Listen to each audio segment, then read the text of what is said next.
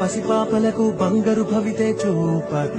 ఒక అమ్మ ఒడిలా నువ్వే మమదే పంచినావుగా బ్రతుకంతా బరువైపోయి అలసిన అవ్వ తాతకు ఇదిగో నేనున్నానంటూ చెయ్యందిస్తున్నావుగా హారే చూపే